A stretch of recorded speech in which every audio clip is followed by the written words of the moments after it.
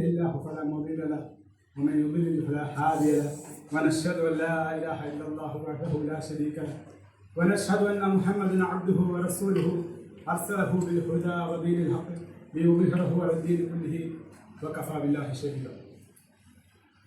رب اشرح لي صدري ويسر لي امري واحلل عقدة من لساني يفقهوا قولي.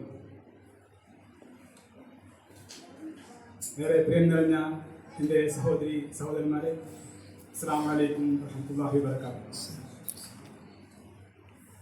ഈ കനത്ത ചൂടിലും റബ്ബിൻ്റെ ദീനിന്റെ അതിനുവേണ്ടി അല്പസമയം മാറ്റിവെച്ച ഓരോരുത്തരുടെയും ഇന്നത്തെ ഈ ഒരു കർമ്മം റബ്ബ് സുബ്ഹാനഹു വ തആല വലിയൊരു കർമ്മമായി, വലിയൊരു പ്രതിഫലം ലഭിക്കുന്ന കർമ്മമായി എന്നിൽ നിന്നും നിങ്ങളിൽ നിന്നും സ്വീകരിക്കുമാറാകട്ടെ എന്ന് ആദ്യമേ പ്രാർത്ഥിക്കുകയാണ്. ഈ ഒരു അവസരം ഒരുക്കി തന്ന ഖത്തർ ഇന്ത്യൻ ഇസ്ലാഹി സെൻ്ററിൻ്റെ ഭാരവാഹികൾക്കും അതുപോലെ പ്രത്യേകിച്ച് ദഅവ കമ്മിറ്റിക്കും എൻ്റെ ഹൃദയംഗമമായ നന്ദിയും കടപ്പാടും അറിയിക്കുകയാണ്. ഇന്ന് ഞാൻ തിരഞ്ഞെടുത്ത വിഷയം, സത്യത്തിൽ ഞാനിന്നെൻ്റെ റബ്ബിനെ കുറിച്ച് സംസാരിക്കാനാണ് എഴുന്നേറ്റ് നിൽക്കുന്നത്. ഇന്ന് ഈ നിമിഷം വരെ ഈ ചെറിയ ജീവിതത്തിൽ എനിക്ക് ലഭിച്ചതെല്ലാം നന്മകൾ മാത്രമായിരുന്നു എന്ന വലിയൊരു തിരിച്ചറിവിൽ നിന്നാണ് ഞാൻ ഈ വിഷയം തിരഞ്ഞെടുക്കുന്നത്. ഒരുപക്ഷേ നമ്മളിൽ ഓരോരുത്തർക്കും നമ്മൾ ഈ ഒരു നിമിഷം ഒന്ന് തിരിഞ്ഞു നോക്കുമ്പോൾ പറയാൻ കഴിയും, നമ്മൾ അനുഭവിച്ച പലതും അത് പിന്നീടുള്ള നമ്മുടെ ജീവിതത്തിൽ നന്മയായി വന്ന അനുഭവങ്ങൾ ധാരാളം എനിക്കും നിങ്ങൾക്കും പറയാനില്ല. ഇതെങ്ങനെയാണ് സംഭവിക്കുന്നത് എന്ന് നിങ്ങൾ ചിന്തിച്ചിട്ടുണ്ട്? ഇത് വെറുതെ ഒരു കോയിൻസിഡൻസ് ആയിട്ട് സംഭവിക്കുന്നതല്ല.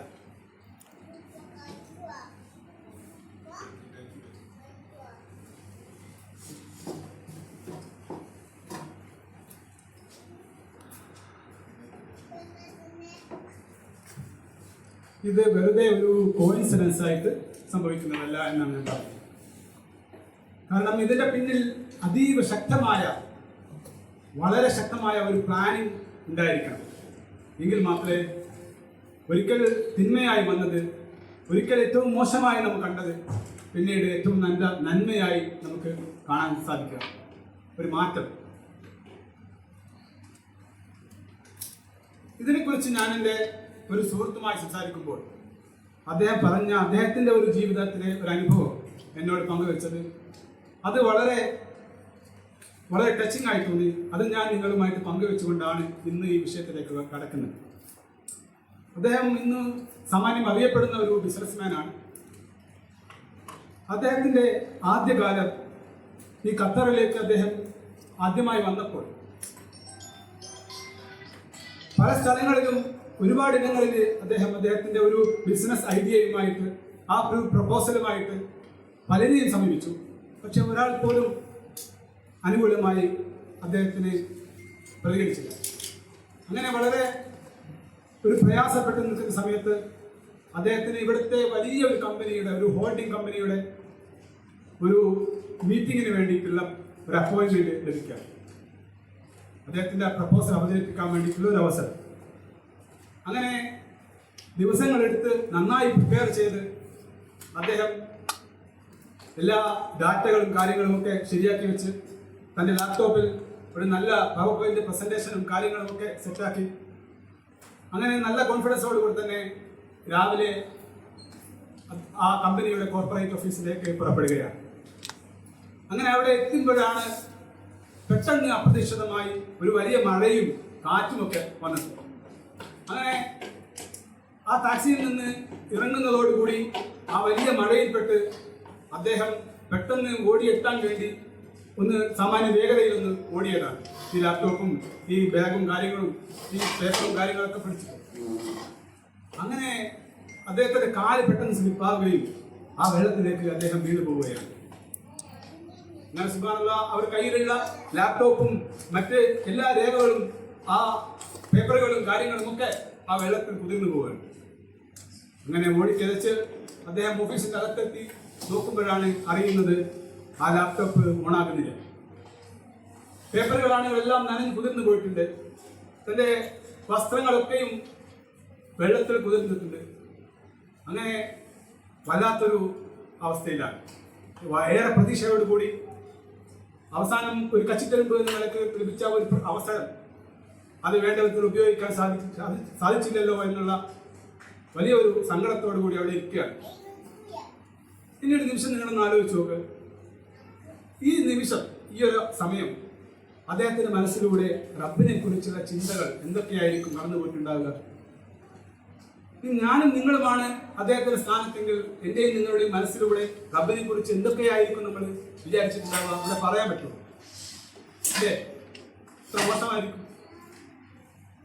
എന്നാൽ ഈ സംഭവത്തിന്റെ ബാക്കി കൂടി കേൾക്കുമ്പോഴാണ് നമ്മൾ അതിനെപ്പറ്റി കൂടുതൽ അറിയുന്നത്. അങ്ങനെ ആ ഓഫീസിന്റെ ഉള്ളിൽ നിന്ന് ഒരാളെ അദ്ദേഹത്തെ വിളിക്കുന്നുണ്ട്. അകത്തേക്ക് മീറ്റിങ്ങിന് വേണ്ടി വിളിക്കാൻ. എന്തായാലും വന്നതല്ലേ, ഒന്ന് അവതരിപ്പിച്ചിട്ട് തന്നെ പോകാം എന്നുള്ള നിലക്ക് അദ്ദേഹം അകത്തേക്ക് കയറി ചെല്ലുന്നു. അവിടെ ആ വലിയ വട്ടമേശയ്ക്ക് ചുറ്റും CFOയും CTOയും അടക്കം വലിയ വലിയ മാനേജർമാരെല്ലാവരും ഉണ്ട്. അങ്ങനെ അവരൊക്കെ അത്ഭുതത്തോടു കൂടി ഇയാളെ നോക്കുകയാണ്. സുബ്ഹാനല്ലാഹ്, യാതൊരു കൂസലുമില്ലാതെ ഇതൊന്നും മൈൻഡ് ചെയ്യാതെ അദ്ദേഹം നേരിട്ട് നേർക്ക് നേരെ കയറി ചെന്ന് അവിടെയുള്ള ഒരു മാർക്കർ പേനയെടുത്ത് ആ വൈറ്റ് ബോർഡിൽ എഴുതി തുടങ്ങുകയാണ്. അങ്ങനെ സകല കാര്യങ്ങളും സ്വന്തം മൈൻഡിൽ നിന്നെടുത്ത് എല്ലാ ഡാറ്റകളും ഗ്രാഫുകളും ഒക്കെ വരച്ച് എക്സ്പ്ലെയിൻ ചെയ്ത് തന്റെ ഐഡിയ വളരെ ഭംഗിയായി തന്നെ അദ്ദേഹം അവിടെ അവതരിപ്പിക്കുകയാണ്. ആ സമയത്ത് അദ്ദേഹത്തിന്റെ കയ്യിൽ ഒരു പേപ്പർ തുണ്ട് പോലും ഇല്ലായിരുന്നു. അദ്ദേഹത്തിന്റെ ലാപ്ടോപ്പ് ഓണാകുന്നില്ല എന്നുള്ളതൊന്നും അദ്ദേഹത്തിന് പ്രശ്നമായി തോന്നിയില്ല. അപ്പോൾ ഈ ഒരു ബിസിനസ് ഐഡിയയിലുള്ള അദ്ദേഹത്തിന്റെ കൺവിക്ഷനും ആ ഒരു വലിയ കോൺഫിഡൻസും ഒക്കെ കണ്ട് ഇംപ്രസ്ഡ് ആയ ഈ ഒരു മാനേജ്മെന്റ് ടീം അദ്ദേഹത്തിന് അപ്പോൾ തന്നെ കൈകൊടുക്കുകയാണ്. അങ്ങനെ തിരിച്ച് നടക്കുമ്പോൾ അദ്ദേഹത്തിന്റെ കയ്യിൽ ആദ്യത്തെ ഇൻവെസ്റ്റ്മെന്റിന്റെ ഒപ്പിട്ട ചെക്ക് കൂടെ കയ്യിലുണ്ടായിരുന്നു എന്നാണ് സുബ്ഹാനല്ലാഹ്. ഇനി നിങ്ങൾ ഒന്നുകൂടി ഇവിടെ പോസ് ചെയ്ത് ആ റബ്ബിലേക്ക് ഒന്ന് തിരിഞ്ഞു നോക്കൂ. ഇപ്പോൾ നിങ്ങളുടെ മനസ്സിൽ എന്താണ് തോന്നുന്നത്? അദ്ദേഹത്തിന്റെ മനസ്സിലൂടെ ഇപ്പോൾ കടന്നു പോയിട്ടുണ്ടാവുക എന്തൊക്കെയായിരിക്കും? നേരത്തെ ഉണ്ടായിട്ടുള്ളതിന്റെ നേരെ ഓപ്പോസിറ്റ് ആയിരിക്കും, അല്ലേ? നേരെ വിപരീതമായി. അത് തന്നെയാണ് എൻ്റെ ഇന്നത്തെ വിഷയം. അതായത് നമ്മൾ ഒട്ടും പ്രതീക്ഷിക്കാത്ത നിലക്ക് ഇടപെടുന്ന റബ്ബിനെ കുറിച്ചാണ്, ലത്തീഫായ റബ്ബിനെ കുറിച്ചാണ് ഞാൻ ഇന്ന് സംസാരിക്കുന്നത്. ലത്തീഫ് എന്ന വാക്കിന്റെ അർത്ഥം അത് വരുന്നത് രണ്ട് വാക്കുകളിൽ നിന്നാണ്, ലത്തോഫ അതുപോലെ ലത്തൂഫ. ലത്തോഫ എന്ന് പറഞ്ഞാൽ to be gentle and kind എന്നാണ്. അതായത് വളരെ മൃദുവായി, വളരെ കാരുണ്യത്തോടു കൂടി എന്നർത്ഥം. ലത്തൂഫ എന്നാൽ വളരെ മൈക്രോസ്കോപ്പിക് ആയിട്ടുള്ള, അങ്ങേയറ്റം സൂക്ഷ്മമായിട്ടുള്ള എന്നാണ് അർത്ഥം. അതായത് ലത്തീഫ് എന്നാൽ നമുക്ക് മനസ്സിലാക്കാൻ പോലും കഴിയാത്തത്ര സൂക്ഷ്മമായ രീതിയിൽ നിരന്തരം നമ്മോട് കരുണ കാണിച്ചുകൊണ്ടിരിക്കുന്ന റബ്ബ്. അങ്ങനെ കരുണ കാണിച്ചുകൊണ്ടിരിക്കുന്നതിന്റെ പേരാണ് ലത്തീഫ്. സുബ്ഹാനല്ലാഹ്. ഇത് നമ്മൾ നിരന്തരം പറയാറുണ്ടല്ലോ, പലപ്പോഴും നമ്മൾ കേട്ടിട്ടുണ്ടാവും, ചിലരോടൊക്കെ നമ്മൾ സമാധാനിപ്പിക്കാൻ വേണ്ടി പറഞ്ഞിട്ടുണ്ടാവും, ഇതൊക്കെ അള്ളാഹുവിന്റെ വിധിയാണ്. അതുപോലെ പിന്നെ ഇനി വരാനുള്ളതെല്ലാം റബ്ബിന്റെ തീരുമാനങ്ങളാണ് എന്നൊക്കെ നമ്മൾ പറയാറുണ്ടല്ലോ. ശരിക്കും റബ്ബിന് ഇക്കാര്യത്തിൽ എന്താണ് നമ്മോട് പറയാനുള്ളത്? സൂറത്തുൽ ഹദീദിന്റെ 22-ാമത്തെ വചനം റബ്ബ് പറയുന്നുണ്ട്, ബിസ്മില്ലാഹിർ റഹ്മാനിർ റഹീം, മാ അസ്വാബ മിൻ മുസീബത്തിൻ ഫിൽ അർളി വലാ ഫീ അൻഫുസികും ഇല്ലാ ഫീ കിതാബിൻ മിൻ ഖബ്ലി അൻ നബ്റഹഹ ഇന്ന ദാലിക അലാ അല്ലാഹി യസീർ. ഭൂമിയിലോ ഓരോരുത്തരുടെയും സ്വന്തം ശരീരങ്ങളിലോ യാതൊന്നും തന്നെ ഒരു ആപത്തും സംഭവിക്കുന്നില്ല, അത് മുൻകൂട്ടി ഒരു കിതാബിൽ രേഖപ്പെടുത്തപ്പെട്ടിട്ടില്ലാതെ എന്ന്. എന്നാൽ നമ്മൾ വിചാരിക്കേണ്ട അത് റബ്ബിന് വലിയ പണിയാണെന്ന്. റബ്ബ് ഉടനെ പറയുന്നുണ്ട് അത് റബ്ബിന് വളരെ എളുപ്പമാണ് എന്ന്.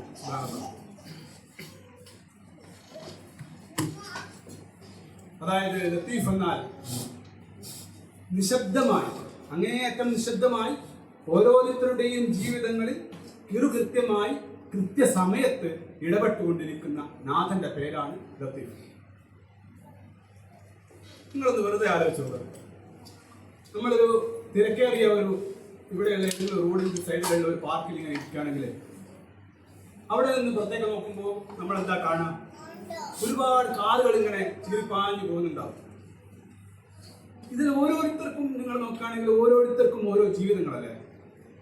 ഓരോരുത്തർക്കും ഓരോ ജീവിതങ്ങളാണ്, ഓരോ ലക്ഷ്യങ്ങളാണ്, ഓരോ കാര്യങ്ങളാണ്.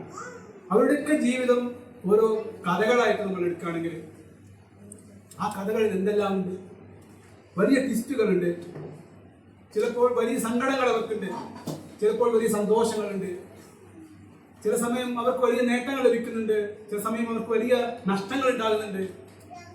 ഇങ്ങനെ ഓരോരുത്തരും ഓരോ മനുഷ്യജീവിയും ഓരോ ജീവിതങ്ങളാണ്. ഇതൊക്കെയും റബ്ബ് അതീവ സൂക്ഷ്മമായി പ്ലാൻ ചെയ്ത് നടപ്പിലാക്കിക്കൊണ്ടിരിക്കുന്നു എന്നുള്ളതാണ് ലത്തീഫായ റബ്ബ് എന്ന് പറഞ്ഞാൽ. സുബ്ഹാനല്ലാഹ്. അപ്പോൾ ഇതൊന്നും വെറുതെ ഉണ്ടാകുന്നതല്ല എന്നാണ് നമ്മൾ ഇതിൽ നിന്ന് മനസ്സിലാക്കേണ്ടത്. ഇനി നിങ്ങൾ ഈ ഒരു ആശയം മനസ്സിൽ വെച്ചുകൊണ്ട് ഖുർആൻ എടുത്തുകൊണ്ട് ഒരു മനുഷ്യായുസ് മുഴുവൻ, അതിനുശേഷം അറ്റമില്ലാത്ത ജീവിതം, അതും ഓരോ മനുഷ്യനും അവസാന നാൾ വരെയുള്ള ഓരോ മനുഷ്യനും വിജയിക്കാൻ ആവശ്യമായ നേർവഴി കാണിച്ചു കൊടുക്കുന്ന ഗ്രന്ഥമാണ് പരിശുദ്ധ ഖുർആൻ. അല്ലേ? ഈ ഗ്രന്ഥത്തിൽ ശരിക്കും എന്താണുള്ളത്? ഈ ഖുർആനിൽ ശരിക്കും എന്താണുള്ളത്?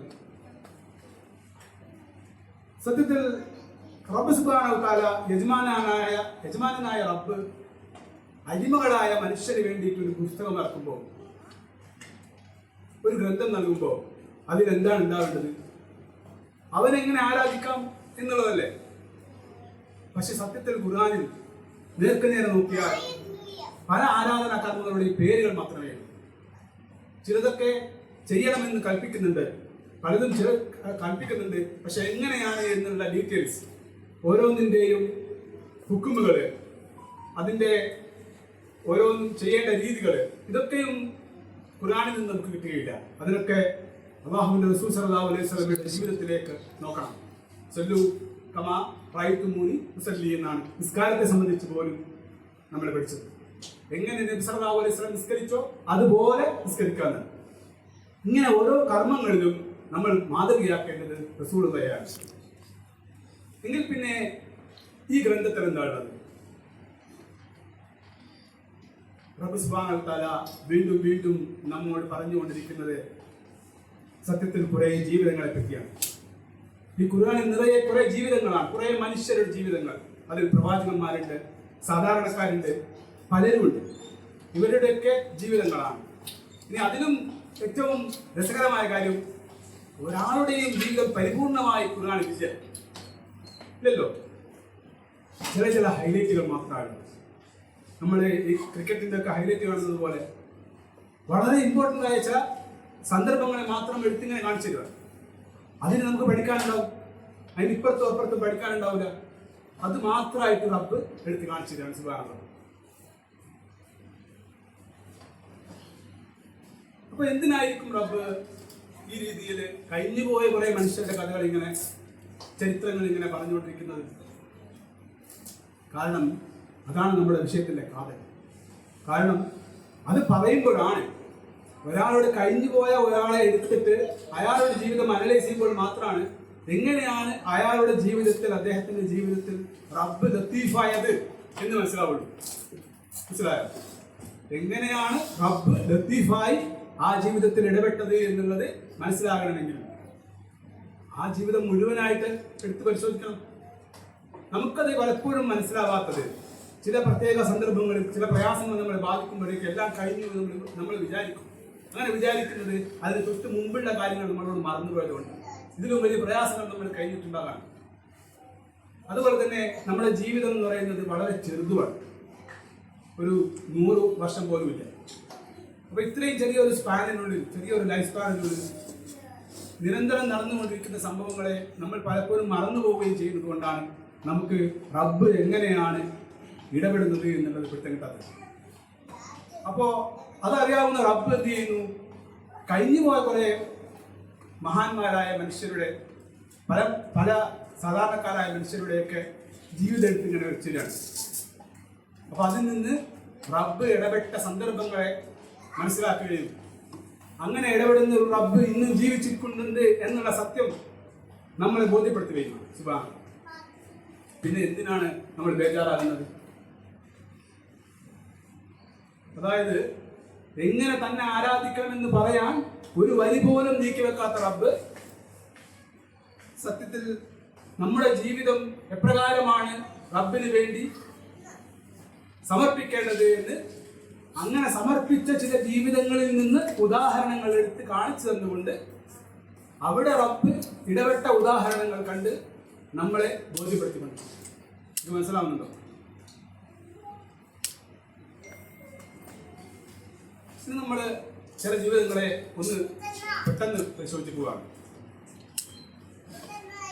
മൂസ അലൈഹിസ്സലാം. മൂസ അലൈഹിസ്സലാമയെ നമ്മൾ ചരിത്രം തുടങ്ങുമ്പോൾ സൂറത്തുൽ ഖസസ് കാണാം. ആദ്യം നമ്മൾ കാണുന്നത് ആ ഒരു സീൻ ഇങ്ങനെയാണ്. അതായത് ഫിറഔൻ കുട്ടികളെ കൊന്നുകൊണ്ടേയിരിക്കുന്നു. ആ സമയത്ത് ഫിറഔനിന്റെ മാതാവ് ആ മൂസാ നബിക്ക് പിന്നെ മുലയൂട്ടാൻ വേണ്ടി ആരും കാണാതെ ഒളിച്ചിരുന്ന് മുലയൂട്ടുന്ന ഉമ്മയെയാണ് നമുക്ക് കാണാൻ കഴിയുന്നത്. അങ്ങനെ ഭയപ്പെടുന്ന സന്ദർഭത്തിൽ റബ്ബ് സുബ്ഹാനഹു വ തആല ഈ ഉമ്മയോട് പറയുന്നുണ്ട്, മോനെ നിങ്ങൾ നദിയിലേക്ക് ഇടുക എന്ന്. നമ്മുടെ ലോജിക്ക് അനുസരിച്ച് നമ്മൾ ചിന്തിക്കുകയാണെങ്കിൽ സ്വന്തം കുഞ്ഞിനെ സംരക്ഷിക്കാൻ, ഒരു ശത്രുവിൽ നിന്ന് സംരക്ഷിക്കാൻ നമ്മൾ മാറോടണിച്ച് പിടിക്കുകയുള്ളൂ. നമ്മൾ ഒരിക്കലും ഒരു പുഴയിലേക്ക് വലിച്ചെറിയൂല, ഇല്ലല്ലോ. എന്നാൽ റബ്ബിന്റെ തീരുമാനം മറ്റൊന്നാണ്. റബ്ബ് പറയുന്നത് നിങ്ങൾ ആ കുഞ്ഞിനെ എടുത്ത് പുഴയിലേക്ക് ഇടുന്നതാണ്. അപ്പോൾ എന്തുകൊണ്ടായിരിക്കും ആ ഉമ്മ മറ്റൊന്നും ആലോചിക്കാതെ ആ കുഞ്ഞിനെ പുഴയിലേക്ക്, കൊട്ടയിൽ ഇട്ട് പിന്നെ ആ സ്വച്ഛന്തം ഒഴുകുന്ന പുഴയിലേക്ക് ഇട്ടത്? എന്തുകൊണ്ടായിരിക്കും നിങ്ങൾ ആലോചിച്ചിട്ടുണ്ടോ? കാരണം ആ ഉമ്മക്കറിയാം റബ്ബ് ലത്തീഫാണെന്ന്. റബ്ബ് ഇടപെടേണ്ട സമയത്ത് ഇടപെടേണ്ടതുപോലെ റബ്ബ് ഇടപെടുമെന്ന ഉത്തമ ബോധ്യം ആ ഉമ്മക്കുണ്ടായിരുന്നത് കൊണ്ടാണ് ആ ഉമ്മ ഒരു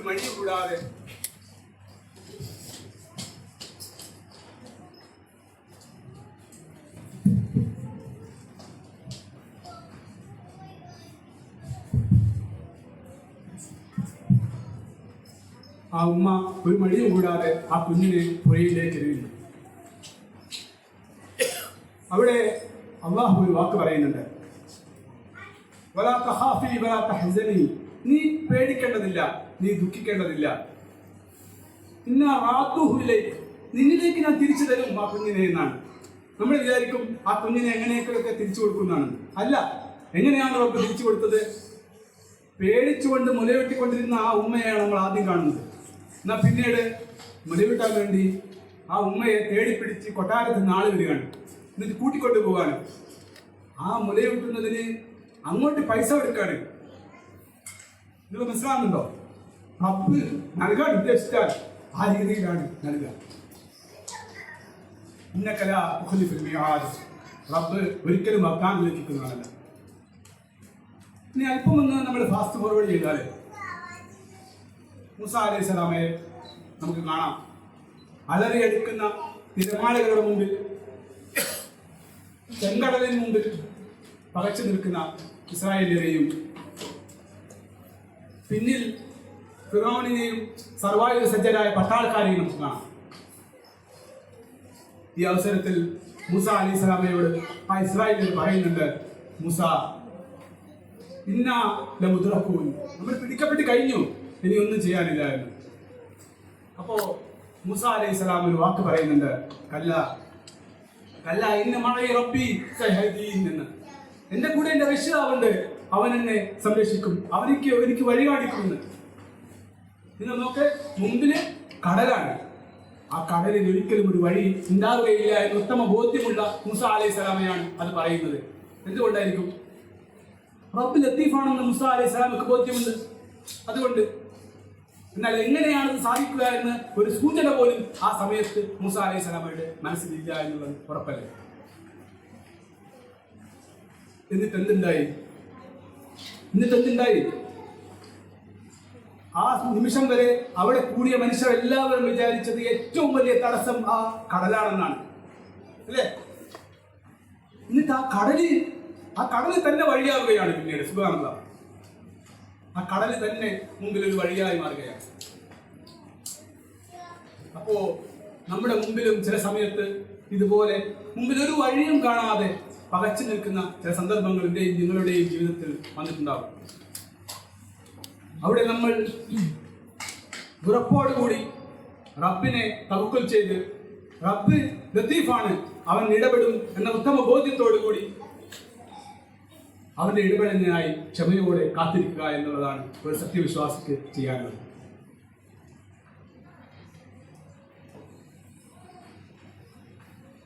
ഇത് മറ്റൊരു ജീവിതത്തിലേക്ക്.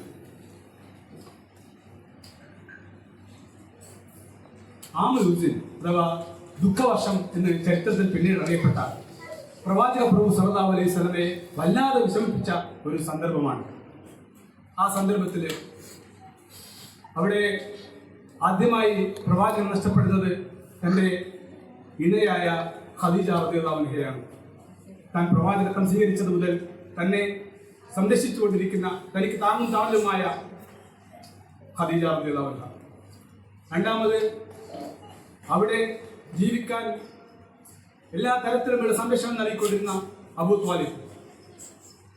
മൂന്നാമത് അദ്ദേഹം എന്തെങ്കിലും ഒരു സംരക്ഷണം ലഭിക്കുമോ എന്ന നിലക്ക് അബൂ ത്വാലിബും കൂടി മരിച്ചതോടുകൂടി തൻ്റെ ഉപ്പയുടെ കുടുംബത്തിലേക്ക് ത്വാലിഫിലേക്ക് ചെല്ലുന്നുണ്ട്. അവിടെ വെച്ച് ആ പ്രവാചകന്റെ കാല് പൊട്ടി ചോര വരുമാറി ആ പ്രവാചകനെ എറിഞ്ഞാട്ടുന്നതാണ് നമുക്ക് കാണാൻ കഴിയുക. ഈ ഒരു സന്ദർഭത്തിൽ പ്രയാസങ്ങളുടെ മേൽ പ്രയാസങ്ങൾ കുന്നുകൂടി വരുന്ന സന്ദർഭത്തിൽ അള്ളാഹു ആ പുണ്യ റസൂലിനെ സമാധാനിപ്പിച്ചുകൊണ്ട് നൽകിയത് എന്തായിരുന്നു? മറ്റൊരു പ്രവാചകന്റെ ജീവിതമായിരുന്നു. സൂറത്ത് യൂസുഫില് നമുക്ക് കാണാം അങ്ങേയറ്റ പ്രയാസങ്ങൾ അനുഭവിച്ച ഒരു പ്രവാചകനെ റബ്ബ് തന്റെ ഇടപെടലിലൂടെ സംരക്ഷിക്കുന്ന കാഴ്ചയാണ്. സുബ്ഹാനല്ലാഹ്.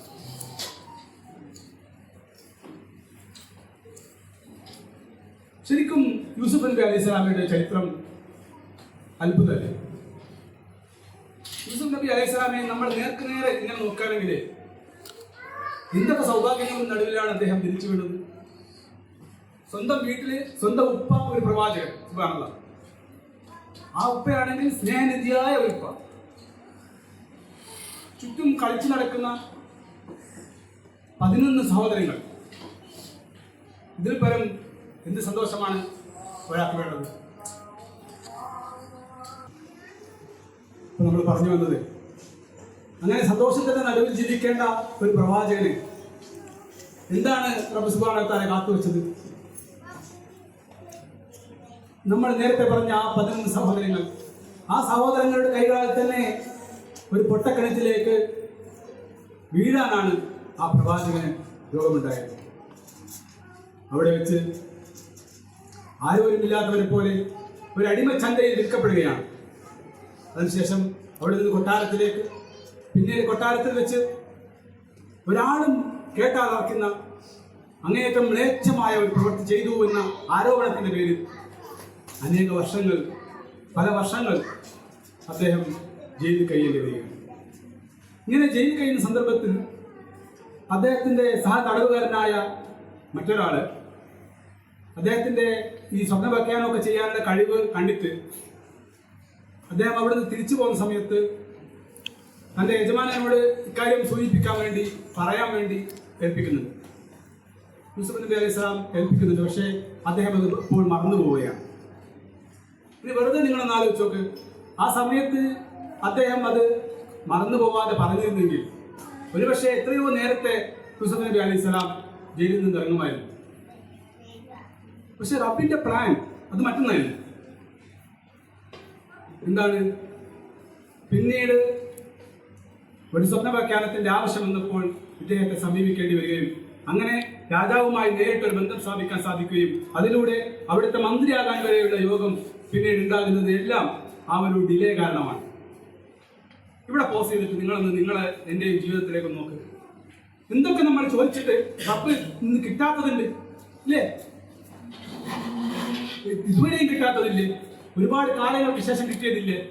ഇനിയും കിട്ടാത്തത് എന്തെല്ലാം ഉണ്ട്. അപ്പോൾ ഒരു ഡിലേയും ഒരിക്കലും ഡിലേയിലല്ല, ഒരിക്കലും നമുക്ക് ലഭിക്കാതിരിക്കുന്നത് അതൊരിക്കലും ലഭിക്കാതിരിക്കാൻ വേണ്ടിയല്ല.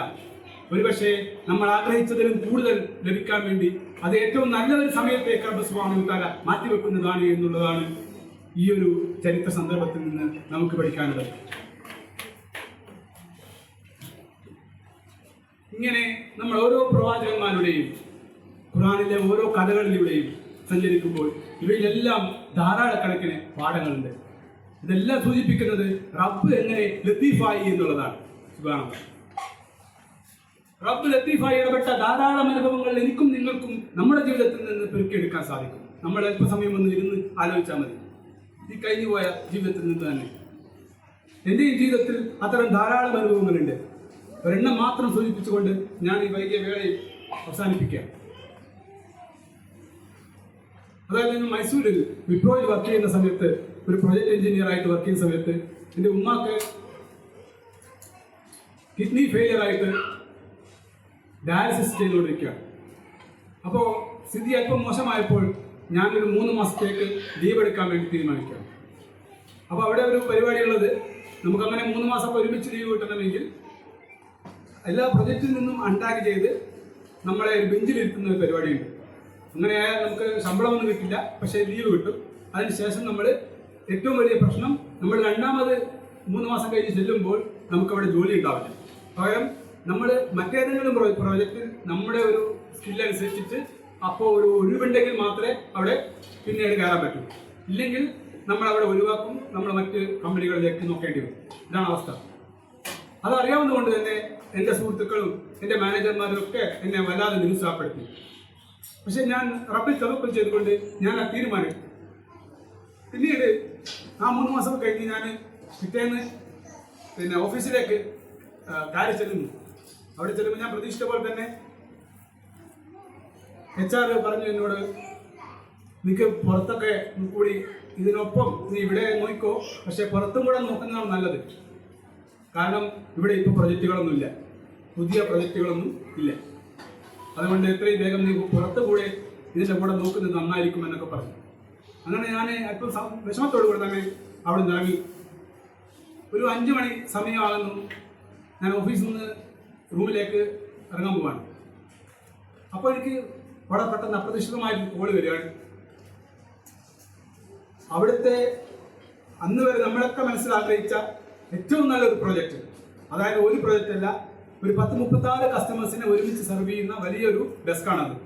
അവിടെ 25ഓളം എഞ്ചിനീയർമാർ ഒരുമിച്ച് വർക്ക് ചെയ്യുന്ന 36ഓളം കസ്റ്റമേഴ്സ് ഉള്ള ഏറ്റവും വലിയ, മൈസൂരിലെ ഏറ്റവും വലിയ പ്രോജക്റ്റ് ആ ക്യാമ്പസിൽ. അവിടെ ഡാറ്റാബേസ് അഡ്മിനിസ്ട്രേഷൻ എന്ന ഏറ്റവും നല്ല ഒരു ഡൊമൈനിലേക്കുള്ള ഒരു എൻട്രി കൂടിയാണ് എന്നെ കാത്തിരിക്കുന്നത്. അങ്ങനെ ഞാൻ അവിടെ ചെല്ലുന്നു. അപ്പം തന്നെ ഇൻ്റർവ്യൂ ചെയ്യുന്നു. പിറ്റേന്ന് മുതൽ ഞാൻ ജോലിയിൽ പ്രവേശിക്കുന്നു. അത് അവിടെ നിന്ന് ഇങ്ങോട്ട് ഇപ്പോൾ 16 വർഷം ഞാൻ ഡാറ്റാബേസ് അഡ്മിനിസ്ട്രേഷൻ ഫീൽഡിൽ തന്നെയാണ് വർക്ക് ചെയ്യുന്നത്. അതായത് ആ ഒരു ലീവ് എടുത്ത ആ ഒരു സമയം എൻ്റെ ജീവിതത്തിൽ എനിക്ക് ആ ജോലി നഷ്ടപ്പെട്ടു എന്ന് വിചാരിച്ചെടുത്തുന്നത് അതല്ല, ഏറ്റവും നല്ല, നമ്മൾ ഒരിക്കലും പ്രതീക്ഷിക്കാത്ത വലിയ ഒരു നന്മയെ കാത്തുവച്ചിരിക്കുകയാണ് റബ്ബ് സുബ്ഹാനഹു വ തആല എനിക്ക് വേണ്ടി. അപ്പൊ അത് കിട്ടണമെങ്കിൽ നമ്മൾ സബറോടുകൂടി കാത്തിരിക്കണമെന്നാണ്. സുബ്ഹാനല്ലാഹ്. ഞാൻ അവസാനിപ്പിക്കാം. അതായത് റബ്ബിനെ നമ്മൾ കൂടുതൽ അറിയുന്നതോടും നമ്മൾ കൂടുതൽ റബ്ബിനോട് അടുക്കും, അല്ലേ? റബ്ബിനോട് നമ്മൾ കൂടുതൽ അടുക്കും തോറും റബ്ബിനെ കുറിച്ച് അറിയാനുള്ള നമ്മുടെ ജിജ്ഞാസയും ആ ഒരു ആഗ്രഹവും കൂടും. ഇത്തരത്തിലുള്ള ഒരു സർക്കിളാണ് ശരിക്കും റബ്ബിനെ കുറിച്ചുള്ള പഠനം എന്ന് പറയുന്നത്. അപ്പോൾ റബ്ബിനെ കുറിച്ച് പഠിക്കാൻ ഏറ്റവും നല്ലത് റബ്ബിന്റെ പേരുകളാണ്, അതുപോലെ റബ്ബിന്റെ വചനങ്ങളുമാണ്. നിരന്തരം അത് പഠിക്കാൻ ഞാനും നിങ്ങളും സമയം കണ്ടെത്തുക. അതായത് അവസാനിപ്പിക്കുമ്പോൾ പറയാനുള്ളത്, നമ്മൾ ശരിക്കും ഒരു വലിയ ക്യാൻവാസിൽ വരക്കപ്പെടുന്ന വലിയൊരു ചിത്രം സങ്കല്പിച്ചാൽ ആ ചിത്രത്തിലൂടെ നടന്നു പോകുന്ന ഉറുമ്പുകളാണ്. ആ ഉറുമ്പിന്റെ കാഴ്ച എങ്ങനെയായിരിക്കും? അതിന്റെ സൗന്ദര്യമോ അതിന്റെ രൂപമോ എന്താണ് വരക്കാൻ പോകുന്നതെന്നോ മനസ്സിലായിക്കൊള്ളുന്നില്ല. പക്ഷേ ആ വരക്കുന്നവൻ റബ്ബാണ്, അവൻ ലത്തീഫാണ്, അവൻ ഏറ്റവും നന്നായിട്ട് തന്നെ അത് വരയ്ക്കുന്നുണ്ട് എന്നുള്ള ബോധ്യമാണ് നമ്മളെ മുന്നോട്ട് നയിക്കേണ്ടത്. അതായത് ഞാൻ നേരത്തെ പറഞ്ഞതുപോലെ നമ്മുടെ ജീവിതത്തിൽ ഉണ്ടാകുന്ന പ്രാർത്ഥനകളിലെ ഡിലേ അതൊരിക്കലും ഡിലേയല്ല, അത് നമുക്ക് ലഭിക്കുക തന്നെ ചെയ്യും, ഒരുപക്ഷെ ഏറ്റവും നല്ല രീതിയിൽ. അല്ലാഹുവിന്റെ റസൂൽ സല്ലല്ലാഹു അലൈഹി വസല്ലം ഒരിക്കൽ സൂചിപ്പിക്കുന്നുണ്ടല്ലോ, അജബൽ ലി അംറിൽ മുഅ്മിൻ ഇന്ന അംറുഹു കുല്ലുഹു ഖൈർ, അവനുള്ളത് അവന് ലഭിക്കുന്നത് മുഴുവൻ നന്മയാണ്. എന്നിട്ട് റസൂൽ പറയുന്നുണ്ട്, വലൈസ ദാലിക ലി അഹദിൻ ഇല്ലാ ലിൽ മുഅ്മിൻ, മുഅ്മിനല്ലാതെ വേറൊരാൾക്കും ആ ഒരു ഭാഗ്യമില്ല. നിങ്ങളൊന്ന് ചുറ്റിനും നോക്ക്, മുഅ്മിനല്ലാത്ത മനുഷ്യരുടെ ജീവിതത്തിലേക്ക് അല്ലെ എന്തുമാത്രം നിരാശാജനകമാണ്. അവർക്ക് എന്താണ് പറയാനുള്ളത് അവരുടെ പ്രതിസന്ധികൾ സംബന്ധിച്ചിട്ട്? ഇന്ന അസാബത്തുഹു സർറാ, അവനൊരു സന്തോഷം ലഭിച്ചാൽ, ഒരു നേട്ടം ലഭിച്ചാൽ ശകറ, അവൻ നന്ദി കാണിക്കുന്നു. ഫകാന ഖൈറുൻ ലഹു, അവരത് നന്മയായി മാറുന്നു. വഇന്ന അസാബത്തുഹു ദർറാ, അവനൊരു പ്രയാസം ബാധിച്ചാലോ സ്വബറ, അവൻ ക്ഷമിക്കുന്നു. ഫകാന ഖൈറൻ ലഹു, അതും അവന് നന്മയാവുന്നു. സുബ്ഹാനല്ലാഹ്. ഇന്നത്തെ ഈ യുദ്ധ സാഹചര്യത്തിൽ നമ്മുടെ അടുക്കളകളിലേക്കും നമ്മളുടെ ജീവിതത്തിലേക്കും വല്ലാതെ ഓരോ ദിവസം കഴിയുന്തോറും ഇടപെട്ടുകൊണ്ടിരിക്കുകയാണ്, ബാധിച്ചുകൊണ്ടിരിക്കുകയാണ് ഈ ഒരു പ്രയാസം നിറഞ്ഞ സന്ദർഭങ്ങൾ. നമ്മുടെ യാത്രകളെ ബാധിക്കുന്നുണ്ട്, നമ്മുടെ ജീവിതത്തെ വല്ലാതെ ബാധിക്കുന്നുണ്ട്. അങ്ങനെ ഇത്തരം സമയത്തിലാണ് നമ്മൾ ലത്തീഫായ നാഥനെ കൂടുതൽ അടുത്തറിയേണ്ടത്. അല്ലാഹു സുബ്ഹാനഹു വ തആല പറഞ്ഞല്ലോ, വലനബ്ലുവന്നകും ബിശൈഇൻ മിനൽ ഖൗഫി വൽ ജൂഇ വനഖ്സിൻ മിനൽ അംവാൽ വൽ അൻഫുസ്, നമ്മളുടെ ജീവനെ കൊണ്ട്, നമ്മളുടെ ഫലങ്ങൾ കൊണ്ട്, നമ്മുടെ സമ്പത്ത്, നമ്മുടെ വിശപ്പ്, ഭയം, ഇതൊക്കെ കൊണ്ട് റബ്ബ് സുബ്ഹാനഹു വ തആല, അതിലൊക്കെയുള്ള കുറവുകൾ കൊണ്ട് റബ്ബ് സുബ്ഹാനഹു വ തആല നമ്മളെ നിരന്തരം പരീക്ഷിച്ചുകൊണ്ടിരിക്കും. എന്നിട്ട് റബ്ബ് പറയുന്നുണ്ട്, ഫബശ്ശിരി സ്വാബിരീൻ, ക്ഷമിക്കുന്നവർക്കാണ്, ക്ഷമയോടുകൂടി റബ്ബിന്റെ ഇടപെടലായി കാത്തിരിക്കുന്നവർക്കാണ് സന്തോഷ വാർത്ത അറിയിക്കാനുള്ളത് എന്ന്. അത്തരം സന്തോഷ വാർത്ത ലഭിക്കുന്ന ഭാഗ്യവാന്മാരുടെ കൂട്ടത്തിൽ റബ്ബ് സുബ്ഹാനഹു വ തആല എന്നെയും നിങ്ങളെയും ഉൾപ്പെടുത്തുമാറാകട്ടെ. اللهم اجعل هذا البلد آمنا مطمئنا سخاء رخاء وسائر بلاد المسلمين. ربنا آتنا في الدنيا حسنة وفي الآخرة حسنة وقنا عذاب النار. ربنا تقبل منا إنك أنت السميع العليم وتب علينا إنك أنت التواب الرحيم. وآخر دعوانا أن الحمد لله رب العالمين. السلام عليكم ورحمة الله وبركاته.